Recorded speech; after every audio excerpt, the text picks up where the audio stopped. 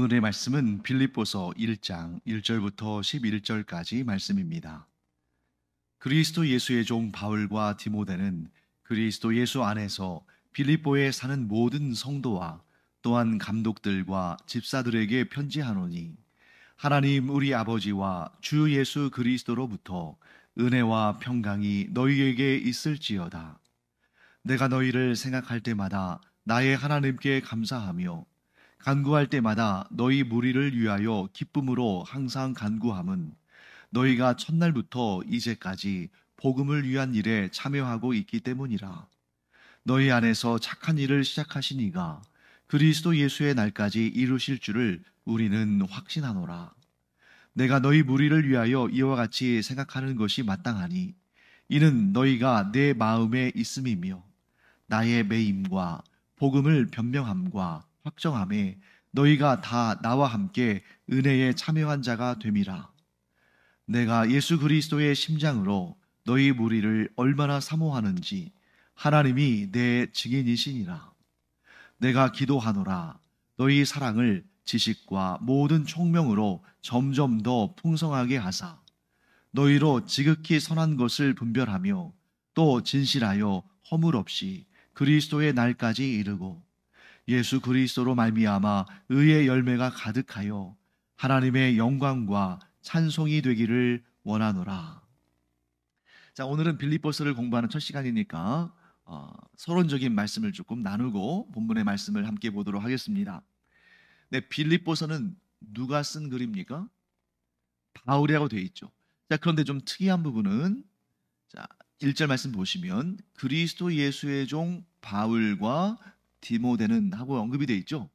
자, 바울과 디모데가 함께 이름이 있다는 것은 이 두 사람이 지금 함께 있다는 것을 말해주고 있습니다. 그래서 바울과 디모데.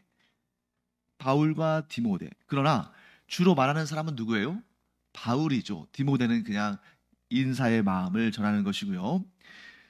자, 이 빌립보서는 바울이 자신을 사랑하고 자신의 일에 동참하고, 그래서 이 복음의 일에 물심양면으로 도움을 주고 있는 그리스의 마게도냐 지역에 있는 빌립보 교회 성도들에게 보낸 편지입니다. 자, 그리스, 마게도냐, 빌립보. 어떤 식이냐면, 우리로 따지면 예를 들면 경기도, 의정부시, 밀락동 이런 식으로 구분할 수 있는 거죠. 자, 그리스라는 나라의 마게도냐라는 지역은 북쪽을 의미합니다. 즉 그리스의 북쪽 지역이 마케도냐라고 하는 거죠. 그리고 그리스의 남쪽 지역을 아가야 이렇게 말합니다. 그래서 우리가 알고 있는 빌립보랄지 또 데살로니가랄지 베레아랄지 이런 도시들은 그리스의 북쪽에 있는 마게도냐 지역이에요. 또 우리가 잘 알고 있는 고린도랄지 아테네랄지 이런 지역들은 그리스의 남쪽에 있는 지역입니다. 그래서 거기는 아가야라고 말합니다. 자, 그리스의 북쪽에 가장 번화한 도시 중에 하나가 바로 빌립보입니다. 그런데 문제는 무엇입니까? 이 빌립보가 그리스에 있다고 그랬잖아요. 근데 오늘날은 그리스가 독립한 나라입니다만, 이 당시에는 어떤 나라의 식민지였습니까? 로마 제국의 식민지였다는 거죠. 자, 로마 제국의 식민지인 그리스 지역에, 그 그리스의 북쪽 지역인 마게도냐에, 그곳에서 가장 번화한 도시 중에 하나인 빌립보에 있는 교회 성도들에게 편지를 보냈습니다. 대략 주후 63년경. 그런데 이 63년경에 바울은 어디에 있었어요?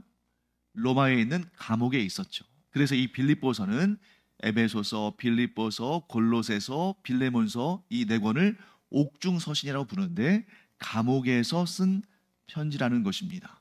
자, 그러면 여기에서 우리가 한 가지 이런 의문을 가질 수 있죠. 자, 1절 말씀에 그리스도 예수의 종 바울과 디모데는 하고 이렇게 시작했잖아요. 그러면 디모데도 감옥에 갇혀 있는가? 이런 의문이 들겠죠. 왜?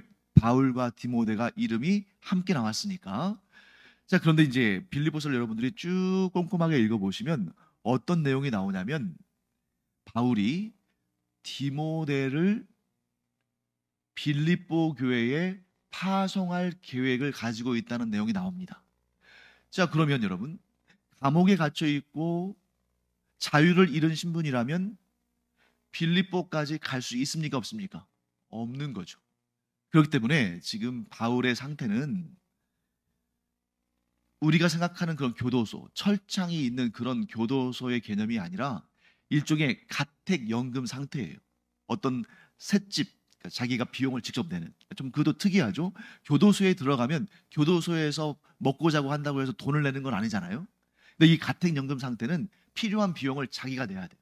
그래서 바울의 표현대로 하면 셋집이라고 되어 있는데 그 월세나 뭐 연세나 이런 그 집을 사용하는 비용을 냈다는 거죠. 그러면서 그 집에 갇혀서 나오지 못합니다. 반면에 바울과 함께 있는 사람들, 예를 들면 여기 나오는 디모데 같은 사람은 그 거주지에 함께 있을 수는 있지만 어떻게요? 밖에 나올 수 있는 자유도 있는 거예요. 왜? 바울이 피고인이지 디모데가 피고인인 건 아니잖아요. 그래서 바울과의 생활을 같이 할 수 있지만, 그러나 바울과의 차이점이라면 바울은 자유를 잃었기 때문에 그 가택연금된, 그것도 일종의 감옥이죠. 그 감옥에서 나올 수 없지만 디모데는 자유롭게 다닐 수 있었다 하는 것을 우리가 보게 됩니다. 자, 빌립보라는 도시를 우리가 생각해 보면 그 빌립보라는 이름 자체에서부터 아주 특별하다는 걸 알 수 있습니다. 자, 우리 빌립보 하면 거기에 빌립이란 말이 있잖아요. 그러니까 그 이름이 이제 사람들 이름 가운데서도 빌립이라는 이름이 있는 것처럼 이 빌립, 헬라어 원어로는 필리포스입니다. 그래서 우리 아시아에도 필리핀이라는 나라가 있잖아요. 거기도 이 이름을 쓴 거예요. 이 필리포스는 누구냐면 그 유명한 그리스, 즉 헬라 제국의 세계적인 정복대왕인 알렉산더. 근데 알렉산더는 우리식으로, 영어식으로 표현한 것이고요. 원래 헬라어, 그들의 언어인 헬라어로 표현하면 알렉산드로스입니다. 이 알렉산드로스 대왕의 아버지예요. 자, 알렉산드로스 대왕이 그리스뿐만 아니라 전 세계적으로 가장 강력한 왕이었었는데, 로마 제국이 그리스를 정복하기 전까지. 그러면 자기 아버지의 이름을 따서 도시를 지었다면 그 도시가 대단한 도시겠습니까? 아니면 아주 작은 소도시겠습니까? 대단한 도시겠죠. 그 이전에는 조그마한 도시였을지라도 이제 자기의 아버지의 이름을 땄다면 엄청나게 발전하도록 지원하고 후원하지 않았겠습니까? 그렇기 때문에 이 빌립보는 로마 제국의 지배를 받기 전에도 이미 마게도냐 지역, 즉 그리스의 북부 지역에서 가장 번화하고 발전된 도시였습니다. 그런데 주전 168년에 로마가 이 그리스를 차지해버려요. 정복합니다. 그러면서 이제 빌립보도 자연스럽게 로마 제국의 식민 도시가 되는데, 그런데 이 지역이 굉장히 중요한 그런 지리적인 이점이 있는 곳이었어요. 어떤 이점이냐면 유럽에서 아시아로 진출하는 데에 아주 핵심적인 자리에 있는 것입니다. 그러니까 상업적으로나 무역에 있어서나 군사적으로나 굉장히 중요한 그런 도시였다는 거죠. 그래서 이 빌립보에 로마 황제가 특권을 줍니다. 어떤 특권을 주냐면, 자, 오늘날도 어떤 도시에 특권을 준다면 여러분들은 어떤 특권을 요구하겠습니까? 뭐 예를 들면 큰 문화 시설들, 또 뭐 스포츠 시설들, 뭐 이런 걸 요구할 수도 있겠죠.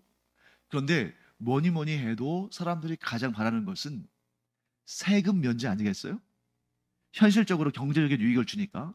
그래서 이 빌립보라는 도시에 식민 도시인데 로마 황제가 세금을 면제해 줍니다. 그러니까 최고의 특권을 준 거죠. 거기에다가 재판권도 자기들의 재량으로 재판할 수 있는 재판권도 줘요. 이 재판권을 준다는 것은 쉬운 일이 아닙니다.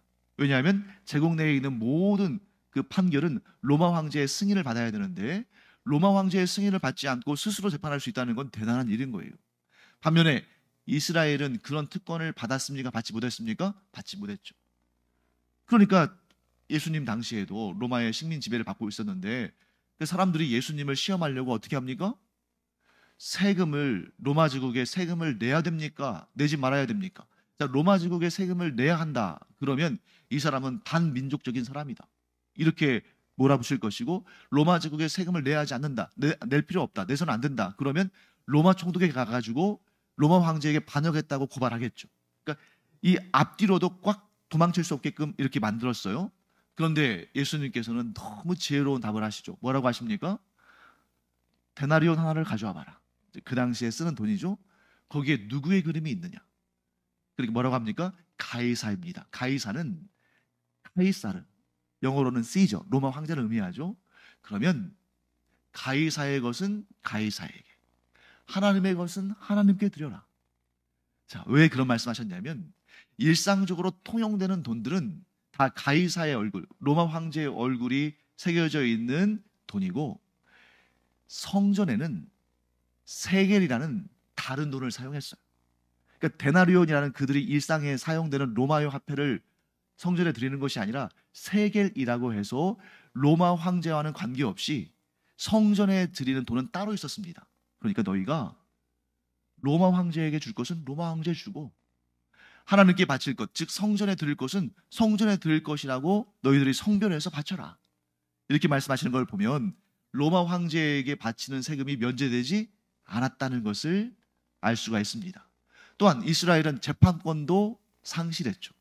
그렇기 때문에 이스라엘의 이 사내들인 공의회, 즉 이스라엘의 종교적인 그러한 부분들을 결정하는 이 대제사장, 또 뭐 바리새인, 또 뭐 사두개인, 또 서기관 이런 사람들이 자기들끼리 예수님을 죽일 수가 없으니까 예수님을 누구에게 끌고 갔습니까? 로마 총독 본디오 빌라도에게 끌고 갔죠.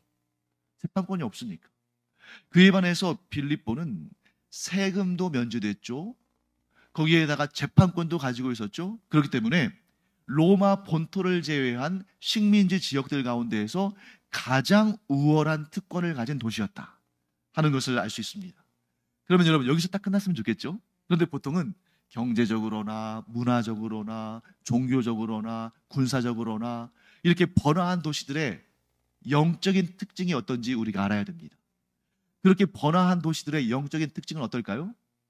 굉장히 타락해 있죠.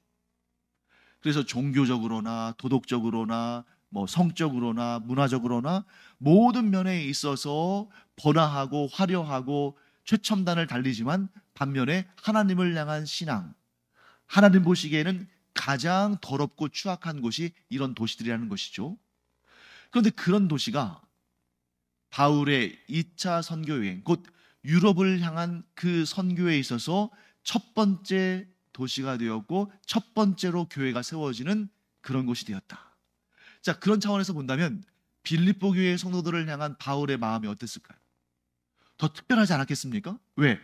유럽 선교의 첫 열매일 뿐만 아니라 전 세계적으로 가장 번화한 대신에 가장 타락한, 영적으로 가장 문제 있는 도시의 사람들이 예수 그리스도의 복음을 영접하고 하나님의 구원받은 자녀들이 됐어요. 얼마나 기특하고 얼마나 좋겠습니까? 그렇게 해서 빌립보의 교회를 세우는데 그 교회를 세우는 때가 대략 주후 49년경입니다. 주 49년경에 빌립보에 바울이 교회를 설립합니다. 자, 제가 처음에 말씀드렸던 걸 혹시 기억하시는지 모르겠네요. 네, 아마 메모하지 않으셨으면 잊어버리셨을 것 같은데 바울이 로마에 있는 감옥에서 빌립보서를 기록한 연도가 대략 언제쯤이라고 말씀드렸습니까? 63년. 빌립보의 교회를 설립한 때가 몇 년경입니까? 49년. 그러면 둘 사이의 관계가 지금 몇 년째 지속되고 있는 것입니까? 14년 정도. 14, 15년 정도 지금 관계가 지속되고 있는 겁니다.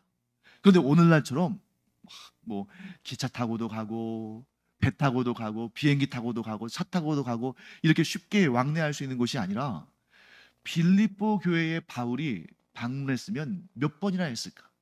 아마 제 생각에는 한 3번 정도? 많아야 5번? 왜?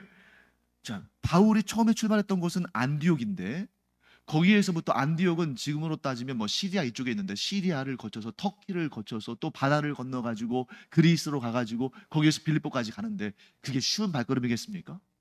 적게는 3번, 많아야 5번 정도 만났을 거예요.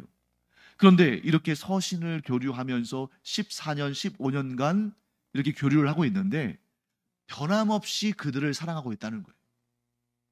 빌립보 교회의 성도들도 변함없이 바울을 사랑하고 바울도 변함없이 빌립보 교회의 성도들을 사랑하는데 오히려 그리스도 안에서 그 사랑이 점점 더 커져간다는 것입니다. 실제로 빌립보 교회의 성도들은 바울이 이제 빌립보에서 복음을 전한 다음에 이제 데살로니가, 고린도, 아테네, 아덴 이렇게 나아가는데 그 그리스 선교를 위해서 바울이 계속 내려가면서 사역하는데 그때마다 빌립보 교회의 성도들은 그렇게 경제적인 여유가 많은 것도 아닌데 바울이 선교 사역할 때에 보탬이 되도록 계속 도움을 줬어요. 그리고 이 빌립보서를 읽어보면 후반부에 바울이 에바브로디도에 대한 이야기를 합니다. 그 에바브로디도는 어떤 사람이냐면 빌립보 교회 성도들이 바울이 로마에 있는 감옥에 수감되었다는 소식을 듣고 바울에게 필요한 것들을 막 챙겨가지고 보낸 사람이에요. 그러니까 여러 명이 갈 수 없으니까 이 에바브로디도 편에 그를 로마에 보내면서 바울에게 필요한 것들을 막 그에게 그를 통해서 보낸 것입니다. 그리고 또 한 가지가 있었어요. 이 에바브로디도를 빌립보 교회가 바울에게 보낸 것은 바울에게 필요한 것들을 공급하기 위해서도 그랬지만 자, 오늘 본문의 1절 말씀에 빌립보서 1장 1절에 바울과 함께 누가 등장합니까? 디모데가 등장하죠. 그러니까 빌립보 교회가 그때 참 어려운 형편에 있었습니다. 그런데 자신들의 일을 좀 와서 좀 정리해주고 질서를 지어주고 또 하나님의 그 말씀으로 교육하고 훈계하고 권면하고 할 사람이 필요한데 바울은 움직일 수가 없잖아요. 그러니까 바울에게 디모데를 좀 파송해 달라 하는 그런 부탁을 하려고 에바브로디도를 보낸 것입니다. 이처럼 한 14년, 15년의 세월 동안에 서로에게 도움을 주고 도움을 받으면서 이렇게 끈끈한 관계를 유지했던 공동체가 빌립보 교회 공동체였다. 그래서 바울이 13권의 복음서를 쓰는데 그 중에 가장 사랑이 가득 담긴 그 중에 가장 끈끈한 그런 관계를 보여주는 책이 빌립보서다. 이렇게 우리가 정리할 수가 있습니다. 자, 여기까지 이제 서론을 좀 살펴봤고요. 이제 오늘 본문의 말씀으로 들어가 보겠습니다. 자, 1절, 2절 우리 다시 한번 읽어볼까요? 빌립보서 1장 1절, 2절 그리스도 예수의 종 바울과 디모데는 그리스도 예수 안에서 빌립보에 사는 모든 성도와 또한 감독들과 집사들에게 편지하노니 하나님 우리 아버지와 주 예수 그리스도로부터 은혜와 평강이 너희에게 있을지어다. 아멘. 자, 정말 너무너무 한 구절구절마다 설명할 내용들이 많은데 시간이 한정되어 있으니까 주제를 한 가지로 제가 정하겠습니다.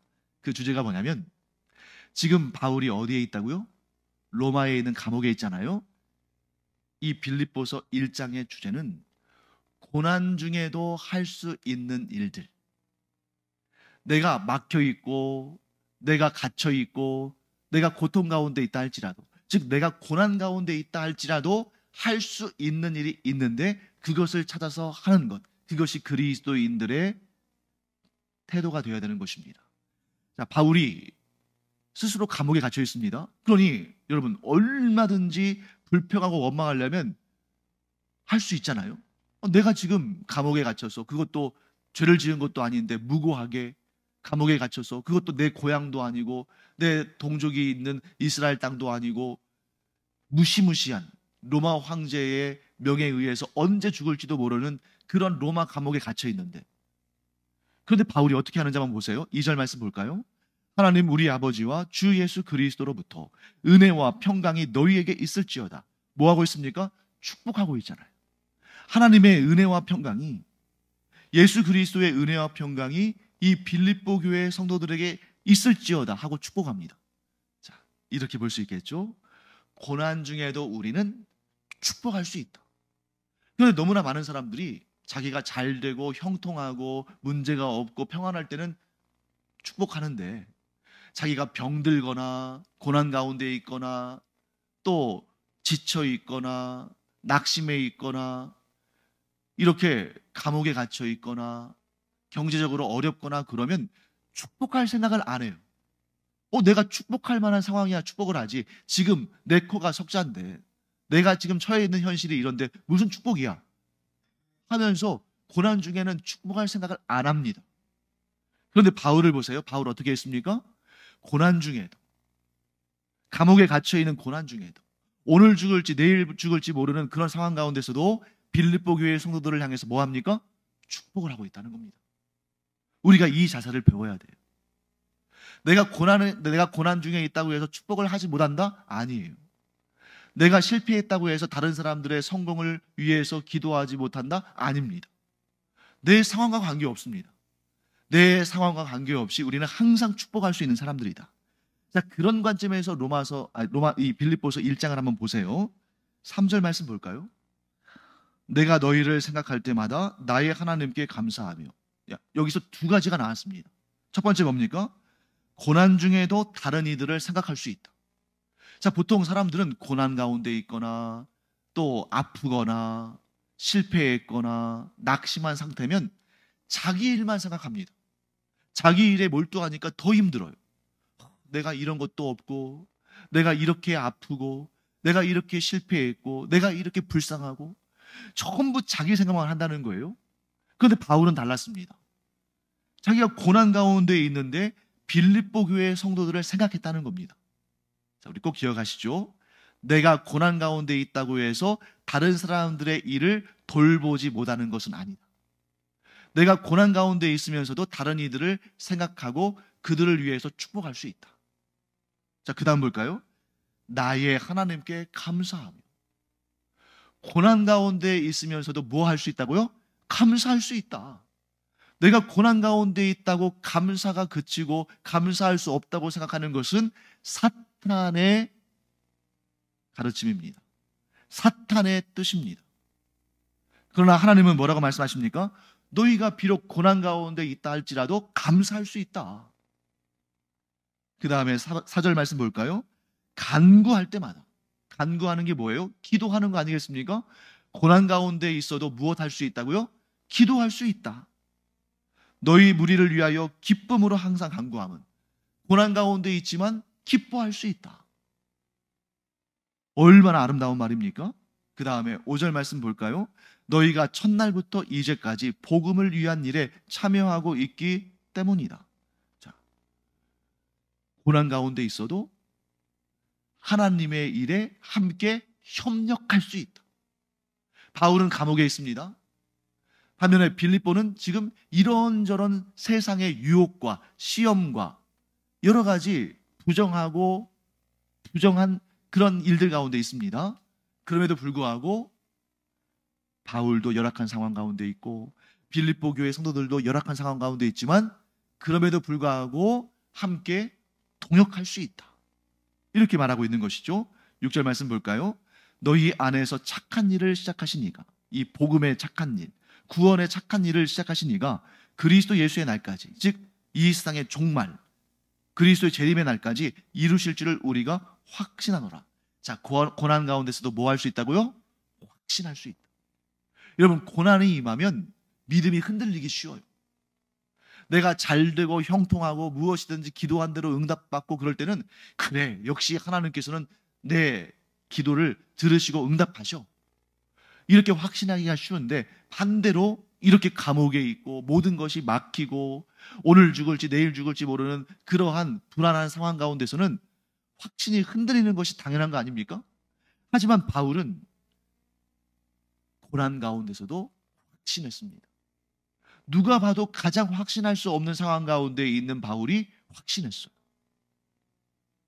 계속 볼까요? 7절 말씀 보겠습니다.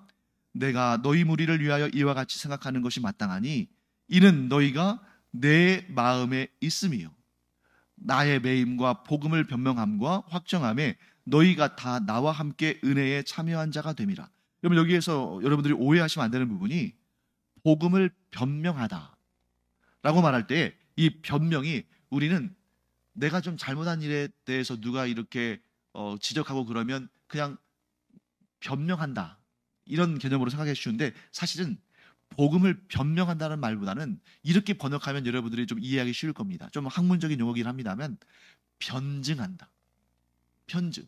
즉 복음에 대해서 그것이 잘못 오해될 때 그것이 무엇인지 정확한 의미를 증거하고 설명한다. 즉 로마에서 지금 많은 사람들이 바울이 전하는 복음에 대해서 오해를 하고 있는 거예요. 그러니까 거기에 대해서 복음은 그런 것이 아니다 하고 변증한다는 거죠. 확정하는 것은 무엇입니까? 네, 이 복음에 있어서 흔들림 없이 정확히 초지일관되게 복음을 전한다는 것이죠. 그런데 그 일에 빌립보 교회의 성도들이 나와 함께 한다는 거죠. 자, 이렇게 정리하겠습니다. 고난 중에도 힘을 얻을 수 있다. 왜요? 나와 함께하는 자들이 있으니까. 여러분, 하나님께서 왜 우리를 개인적으로 신앙생활 하게 두지 않으시고 왜 이렇게 교회 공동체에 모여서 신앙생활 하게 하셨을까요?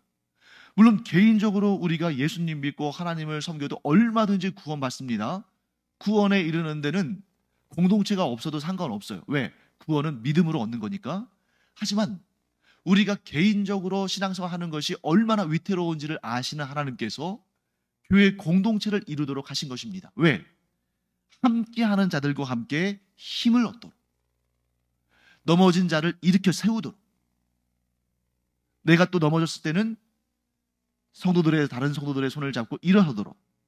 그래서 고난 중에도 힘을 얻을 수 있다. 자, 마지막으로 8절 말씀 볼까요? 내가 예수 그리스도의 심장으로 너희 무리를 얼마나 사모하는지 하나님이 내 증인이시니라. 자, 고난 중에도 뭐 할 수 있다는 거예요? 사랑할 수 있다. 왜? 예수 그리스도의 심장이 내게 있으니까. 내가 나만의 심장으로 살아가는 사람이라면 고난 중에 어떻게 사랑을 해요? 내 일도 지금 감당이 안 되는데. 그런데 예수 그리스도의 심장을 품은 그리스도인들은 고난 중에도 사랑할 수 있다. 이렇게 정리할 수 있습니다. 제가 다시 한번 쭉 정리해 볼게요. 고난 중에도 축복할 수 있다. 고난 중에도 다른 이들을 생각할 수 있다. 다른 이들의 일들을 생각할 수 있다는 거죠. 고난 중에도 감사할 수 있다. 고난 중에도 기뻐할 수 있다. 고난 중에도 하나님께서 하시는 선한 일들에 대해서 확신할 수 있다. 고난 중에도 힘을 얻을 수 있다. 나와 함께하는 사람들이 있으니까. 고난 중에도 사랑할 수 있다. 여러분, 우리가 고난 중에도 할 수 있는 일들이 얼마나 많습니까? 아니, 오히려 내가 형통하고 평안할 때는 생각하지 못했던 부분들, 내가 보지 못했던 부분들이 보일 수 있다는 거예요. 내가 잘 나갈 때는 그냥 위만 보는데 내가 고난 가운데 있으니까 나처럼 어렵고 힘든 사람들이 눈에 보이는 거죠. 그래서 이런 일들을 섬세하게 할 수 있다는 것입니다. 자, 그리고 오늘 본문의 마지막 부분을 우리 함께 보겠습니다. 9절부터 11절까지 함께 읽어보겠습니다. 내가 기도하노라 너희 사랑을 지식과 모든 총명으로 점점 더 풍성하게 하사 너희로 지극히 선한 것을 분별하며 또 진실하여 허물 없이 그리스도의 날까지 이르고 예수 그리스도로 말미암아 의의 열매가 가득하여 하나님의 영광과 찬송이 되기를 원하노라. 아멘. 딱 한마디로 이렇게 정리하겠습니다. 우리의 사랑은, 그리스도인들의 사랑은 감정적인 차원에 머물러 있는 것이 아니라는 거예요. 우리의 사랑이 감정적인 차원에 머물러 있으면 어떨 때는 사랑했다가 막 뜨겁게 사랑했다가 어떨 때는 차갑게 식겠죠. 아주 냉랭하게 식겠죠. 우리의 상황이 감정에 따라 결정된다면. 왜? 우리의 감정은 막 널뛰기를 하잖아요. 어떨 때는 막 뜨거웠다가 어떨 때는 차가웠다가 어떨 때는 막 은혜 충만했다가 어떨 때는 막 가라앉았다가. 그런데 우리의 사랑이 물론 그런 감정적인 부분이 반드시 필요하고 그렇게 해야 되지만 그 사랑을 더 견고하게, 그 사랑을 더 풍성하게 만드는 것은, 자, 뭐라고 되어 있습니까? 9절 말씀 보세요. 지식과 모든 총명. 내가 뭐 공부를 많이 할수록 사랑이 더 커지고 내가 똑똑할수록 사랑이 커진다, 이런 내용이 아니라 여기에서 지식은 하나님을 아는 지식, 여기에서 총명은 하나님이 주시는 지혜. 즉 우리가 하나님을 아는 지식이 많아지고 하나님께 지혜를 구했을 때 하나님께서 지혜를 주시면 그것으로 인해서 사랑이 견고해지고 더욱 풍성해진다는 것입니다. 그래서 여러분 반드시 기억하시기 바랍니다. 고린도전서 13장도 마찬가지고 여기 빌립보서 1장도 마찬가지고 바울은 사랑을 매우 강조하는데 그 사랑이 감정적인 사랑이 아니다. 에로스적인 사랑이 아니다. 그 사랑은 어떤 사랑입니까? 물론 감정적인 측면도 포함이 되지만 무엇이 그 사랑을 더 견고하고 풍성하게 만들어갑니까? 하나님을 아는 지식, 그리고 하나님이 주시는 지혜. 지식과 지혜가 충만한 사랑이라면 감정에 따라서 이랬다 저랬다, 높았다 낮았다, 뜨거웠다 차가웠다 그렇게 하지 않고 견고하다는 것입니다. 흔들리지 않는다는 것이죠. 누가 나를 공격해도, 누가 나에게 안 좋은 말을 해도 이렇게 지식과 총명을 바탕으로 한 사랑이 있으면 그의 부족함을 불쌍하게 여긴다는 거예요. 오히려. 왜? 하나님께서 그러셨으니까. 멀리 갈 필요도 없습니다. 내 자신을 보세요. 내가 얼마나 더럽고 추악한 죄인이고 얼마나 허물이 많은 사람인데 하나님께서 하나님의 그 지식과 지혜 가운데에 우리를 사랑하심으로 우리를 영생의 구원의 일을 하나님의 자녀 삼지 않으셨습니까? 그래서 우리의 사랑은, 그리스도인의 사랑은 감정적인 차원에 머무는 것이 아니라 하나님을 아는 지식과 하나님께서 주신 지혜로 말미암아 더 견고해지고 더 풍성해지는 것이다 하는 것을 꼭 깨닫고 실천하는 우리가 되기를 간절히 축원합니다. 기도하겠습니다. 하나님 감사합니다. 우리가 이 빌립보서 1장을 통해서 고난 중에도 할 수 있는 일들이 이렇게 많구나 하는 것을 깨닫습니다. 그러므로 저희가 고난 가운데 있을 때에 낙심하고 좌절하고 자기 일만 생각하고 푸념하고 불평하고 원망하는 것으로 시간을 써버리는 것이 아니라, 그렇게 시간을 소모하는 것이 아니라 고난 가운데서도 할 수 있는 이 놀라운 일들을 생각해내며 그 일들을 이름으로 말미암아 참된 사랑의 종들로 하나님께 존귀 쓰임받게 하여 주시옵소서. 감사드리며 예수님의 이름으로 축복하며 기도합니다. 아멘.